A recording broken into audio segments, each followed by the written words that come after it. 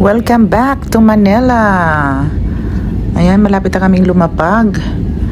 At ito nakikita na natin ang buong Manila.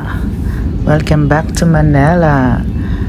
Galing kami ng Panglao International Airport. At ito po yung nakikita natin dito sa taas ng eroplano. Ayan, ang ganda ng Manila. Ang daming mga buildings, not like sa probinsya. Wala kang gaanong nakikita.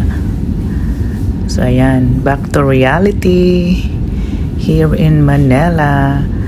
At salubungin ang traffic, ang matinding traffic na hindi mo nakikita sa probinsya, hindi mo nakikita gaano sa Bohol. Ayan po ang Manila. Manila, Manila. I keep coming back to you, Manila, Manila. So ayan po ang Manila. Welcome to Manila. Ayan. Share ko lang sa inyo ang kuha dito sa taas ng eroplano. Ayan, malapit na kaming mag-landing. This is it, Pansit.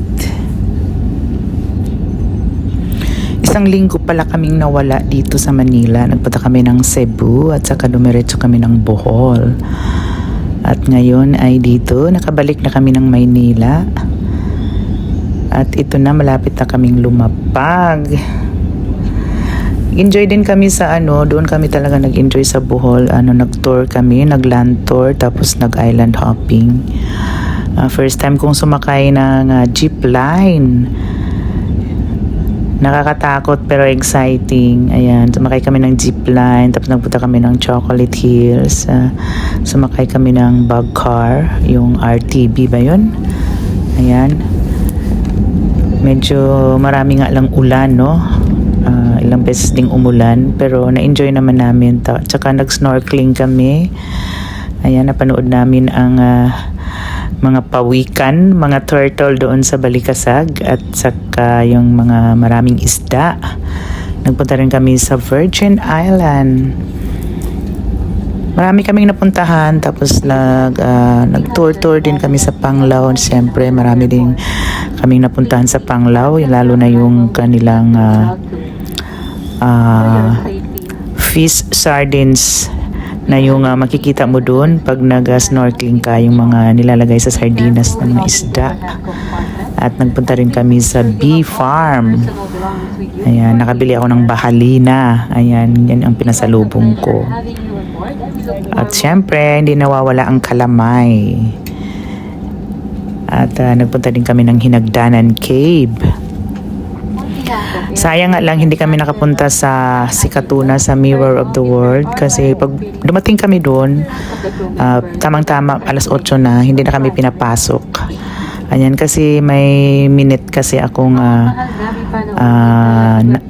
family ng aking kapartner sa aking program, ang Usapang Bisdak.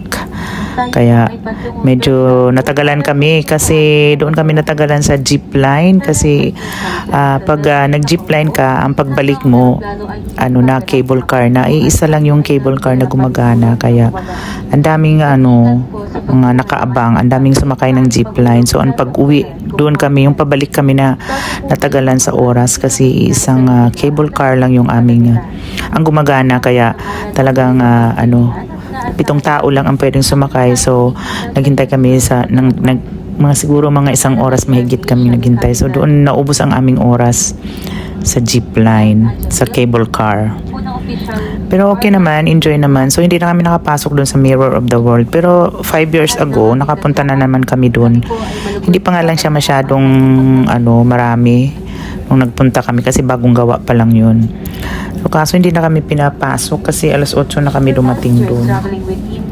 So ayun, tapos okay naman doon sa Panglao, marami ng mga doon, marami ng mga establishment.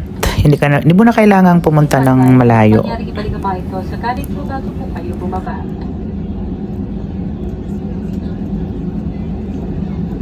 For safety reason,